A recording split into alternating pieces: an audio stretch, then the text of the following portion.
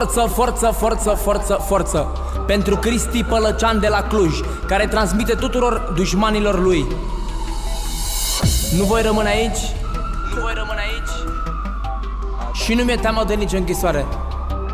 M-am obișnuit, m-am obișnuit, m-am obișnuit.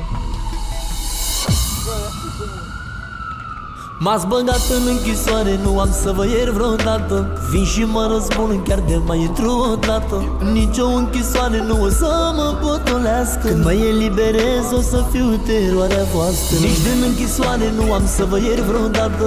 Vin și mă răzbun chiar de mai intru odată. Nici o închisoare nu o să mă potolească. Când mă eliberez o să fiu teroarea voastră. V-ați spus împotriva mea, nu știți în ce intrați. Răzbunarea nu opriți cu 1000 de mascați. Vin acasă și vă arăt ce mi-am pus în gând. Vă nenorocesc pe toți și mă întorc râzând. V-ați spus împotriva mea, nu știți în ce intrați. Răzbunarea nu opriți cu 1000 de mascați. Vin acasă și vă arăt ce mi-am pus în gând. Vă nenorocesc pe toți și mă întorc râzând.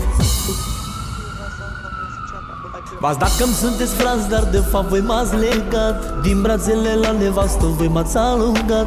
Îmi plânge nevasta că nu sunt în libertate, dar când mă eliberez plătiți pentru toate. V-ați dat că-mi sunteți frați, dar de fapt voi m-ați legat. Din brațele la nevastă voi m-ați alungat.